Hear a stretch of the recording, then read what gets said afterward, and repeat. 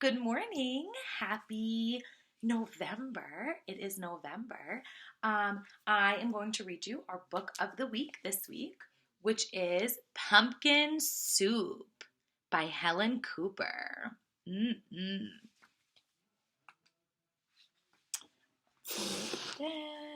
Here we go. Pumpkin Soup, title page. Deep in the woods, there's an old white cabin with pumpkins in the garden.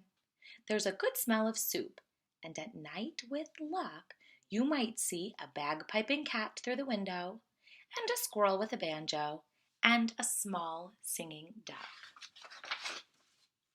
Pumpkin soup, the best you ever tasted, made by the cat who slices up the pumpkin, made by the squirrel who stirs in the water, made by the duck who scoops up a pipkin of salt and tips in just enough.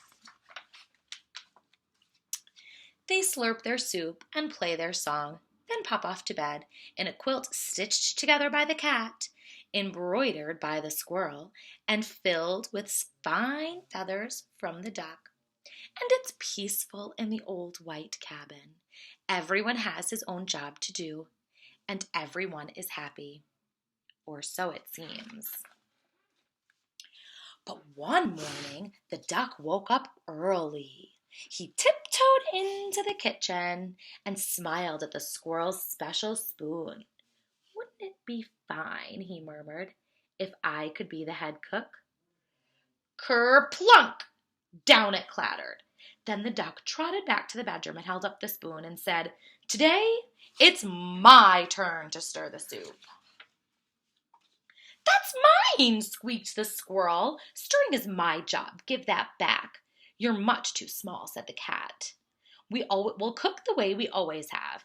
But the duck held on tight until the squirrel tugged with all his might, and whoops! The spoon spun through the air and bopped the cat on the head. And then there was trouble, a horrible squabble, a row, a racket, a rumpus in the old white cabin. "I'm not staying here," wailed the duck. "You never let me help with anything." And he packed up a wheelbarrow, put on his hat, and waddled away. "You'll be back," stormed the cat, "after we've cleaned up." And the squirrel shook the spoon in the air. But Duck didn't come back. Not for breakfast, not even for lunch. "I'll find him," scoffed the cat. "He'll be hiding outside. I'll bet he's in the pumpkin patch." But Duck was not in the pumpkin patch. They could not find him anywhere.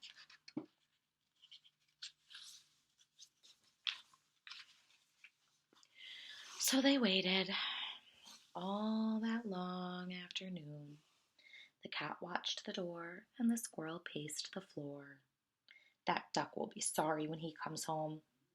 But the duck did not come home, not even at soup time. The soup wasn't tasty. They made it too salty, and they didn't feel hungry anyway. They both sobbed over the soup, and their tears dripped into the soup and made it even saltier. "We should have let him stir the soup," sniffled Squirrel. "He was only trying to help. Let's go out and look for him." The cat and the squirrel were scared as they wandered down the path in the dark woods.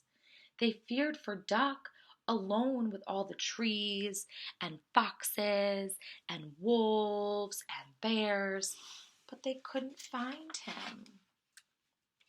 On and on they trudged until they reached the end of a steep, steep cliff. "Maybe he fell down that," wailed the cat. "I'll save him," squeaked the squirrel.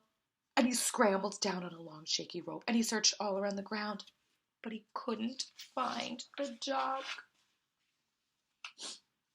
Then the cat whispered in a sad, sad little voice, "Duck might have found some better friends. He might have found friends that let him help." And the more they thought about it as they plodded back, the more they were sure they were right. But when they were almost home, they saw a light shining from the old white cabin. "It's Duck!" they shrieked as they burst through the door. And the duck was happy to see them. He was also very hungry. And though it was late, they all thought they would make some pumpkin soup. When Duck stirred, the cat and the squirrel didn't say a word. Not even when Duck stirred the soup so fast that it slopped right out of the pot. Not even when the pot got burnt. Then the duck showed the squirrel how to measure the salt, and the soup was the best you ever tasted. Once again, it was peaceful in the old white cabin. Until the duck said, "Maybe I'll play the bagpipes."